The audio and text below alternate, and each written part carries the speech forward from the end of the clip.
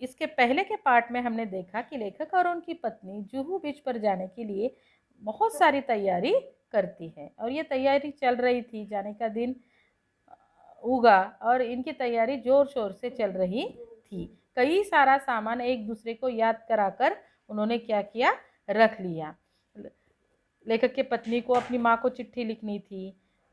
वहाँ पर लेखक को आई हुई किताबों की समालोचना करनी थी। बिल का भुगतान, बिजली की बिल, बीमा की नोटिस, इनका भुगतान करना था। कविताएं लिखनी थी लेखक को। तो बहुत सारी चीज़ों को याद कर कर वह जुहू बीच पर ले जाने के लिए उन्होंने क्या किया, सामान पैक करवाया। आखिर कई अटैची, कई थैले, कई झोले भरकर हम जुहू पहुंचे। अब इतनी सारी तैयारी की तो कई अटैची, अटैची यानी सूटकेस, तो सामान कितना हुआ, कई अटैचियाँ भरकर सामान हुआ, कई थैले भर गए, कई झोले भर गए। इतना सारा सामान 2 दिन के विश्राम के लिए लेखक अपने पत्नी के साथ जुहू पर जा रहे थे और इतना सारा सामान पैक कर दिया गया था और ये सब सामान लेकर गाड़ी में डाल दिया और लेखक पत्नी के साथ जुहू पहुंचे। 5-7 मिनट तो हम स्वप्न लोक में विचरते रहे, यानी वहाँ पर जाने के बाद वहाँ का माहौल, समंदर, वहाँ का वह सौंदर्य, वह सब देखकर ये इन्हें बहुत अच्छा लगा। 5-7 मिनट तक ये लोग जैसे स्वप्न लोक में खोए हुए थे। हम समुद्र में नहाने को चल पड़े। बाद में लेखक और उनकी पत्नी समुद्र में नहाने के लिए चले गए। समुद्र तट पर और लोग भी नहा रहे थे।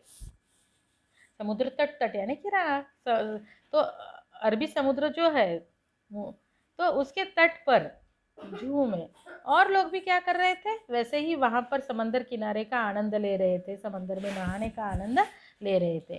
तभी एक ऊंची लहर ने आकर हम दोनों को ढक लिया। तो एक बड़ी ऊंची लहर आई और लेखक और उनकी पत्नी दोनों उस लहर में क्या हो गए, भीग गए, यानी उनके ऊपर से वो लहर चली गई। लहर की उस थपेड़ से न जाने श्रीमती जी के मस्तिष्क में क्या नई स्फूर्ति आ गई कि उन्होंने मुझसे पूछा, तुम्हें याद है बरामदे की खिड़की को तुमने अंदर से बंद कर दिया था या नहीं। यानी जैसे ही वह लहर नहाने के लिए समंदर में गए, एक बड़ी सी लहर आई। उस लहर ने इन दोनों को क्या कर दिया, इनके ऊपर से होकर चली गई, भिगो दिया। तो लेखक कहते हैं जैसे उस लहर ने पत्नी के मस्तिष्क में एक नई ही स्फूर्ति जगा दी, है ना। उस मस्तिष्क यानी दिमाग, जैसे न जाने क्या स्फूर्ति आई और लेखक की पत्नी ने लेखक से पूछा कि तुम्हें याद है क्या, बरामदा यानी वरांडा, तो वरांडा की जो खिड़की है तुमने अंदर से ठीक से बंद कर दी थी या नहीं। तो मैं कह उठा, मुझे तो कुछ याद नहीं पड़ता। अब लेखक के पत्नी के इस प्रश्न पर लेखक ने जवाब दिया कि मुझे कुछ याद नहीं आता है कि मैंने वह कुंडी लगाई या नहीं। अगर वह बंद नहीं हुई और खुली ही रह गई तो क्या होगा। कहते कहते श्रीमती जी के चेहरे का रंग पीला पड़ गया। यानी जैसे ही लेखक ने कहा कि मुझे कुछ याद नहीं है, मैंने अंदर से लगाई या नहीं, तो यह बात सुनकर ही लेखक की पत्नी के दिमाग में यह ख्याल आया कि अगर वह ठीक से बंद की नहीं होगी, वह खुली ही रही होगी तो क्या होगा। और आगे की बातें उसके दिमाग में, लेखक की पत्नी के दिमाग में घूमने लगी। खुली रह गई तो क्या होगा, है ना, हो सकता है चोर घर के अंदर जा सकते हैं, चोरी कर सकते हैं, इतना बड़ा नुकसान हो सकता है। ये ऐसी सारी बातें लेखक की पत्नी को लेखक के पत्नी के दिमाग में आने लगी और यह सारी बातें याद कर कर आगे की संभावना को सोचते हुए लेखक की पत्नी के चेहरे का रंग पीला पड़ गया, यानी वह बहुत घबरा गई। मैंने कहा, चलो छोड़ो अब इन चिंताओं को, जो होना होगा हो जाएगा। मेरी बात से तो उनकी आंखों में आंसुओं का समुद्र ही बह पड़ा। उनके कांपते ओठों पर यही शब्द थे, अब क्या होगा। तो पत्नी को घबराया हुआ देखकर लेखक ने कहा कि छोड़ो, जाने दो अब इन चिंताओं को, यहाँ पर क्या करना है, जो होगा सो होगा, लगाई है या नहीं मुझे याद नहीं आता है, जो होगा सो होगा।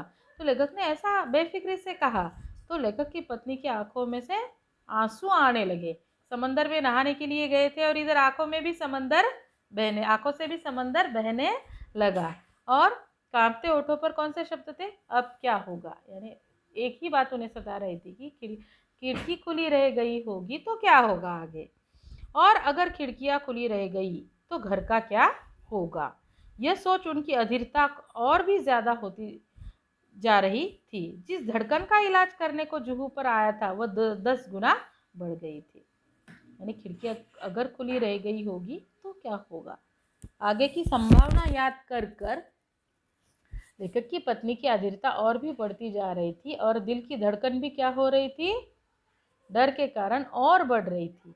लेखक ये विरोधाभास बता रहे थे कि दिल की धड़कन बढ़ गई थी, इसीलिए डॉक्टर के पास गए थे और उसी का इलाज करने के लिए डॉक्टर ने कहा था कि 2 दिन का पूर्ण विश्राम करना है, इसीलिए कहीं बाहर हो आइए। और उसी का दिल की धड़कन का इलाज करने के लिए आए थे, तो दिल की धड़कन कम होने के बजाय दुगनी हो गई इस चिंता से कि घर की खिड़की, अगर बरामदे की खिड़की खुली रह गई है होगी तो क्या होगा 2 दिन में।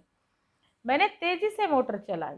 यानी फिर दोनों ने क्या निश्चय कर लिया, अब चाहे कुछ हो जाए घर वापस जाएंगे। और फिर तेजी से बैठ गए वापस मोटर में और तेजी से मोटर घर जाने के लिए लेखक ने चलाई। मोटर का इंजन धक धक कर रहा था, लेकिन मेरा दिल उससे भी ज्यादा तेज रफ्तार से धड़क रहा था।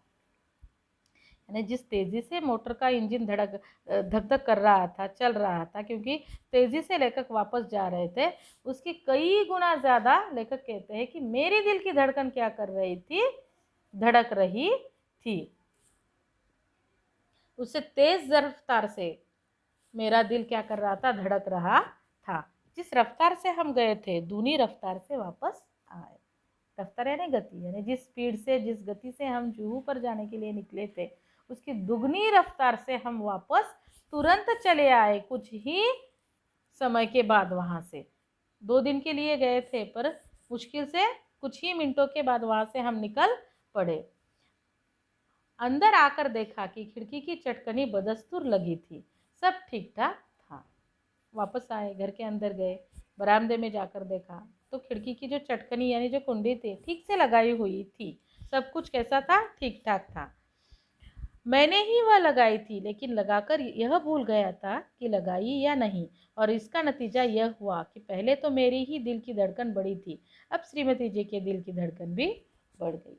लेखक कहते हैं कि मैंने ही वह बरामदे की खिड़की की वह चटकनी लगाई हुई थी, पर मैं लगाकर भूल गया कि लगाई या नहीं। उसका नतीजा क्या हुआ कि पहले लेखक के दिल की धड़कन ही बढ़ गई थी, अब तो इनके पत्नी के दिल की धड़कन की गति भी क्या हो गई, बढ़ गई। यानी पहले एक की ही बीमारी का इलाज करने के लिए, पूर्ण विश्राम करने के लिए जुहू बीच पर गए थे, पर जुहू बीच पर विश्राम करने के लिए जाने के इस सारे चक्कर में विश्राम तो मिलना दूर ही हुआ, उल्टे लेखक के पत्नी की दिल की धड़कन भी क्या हो गई, बढ़ गई।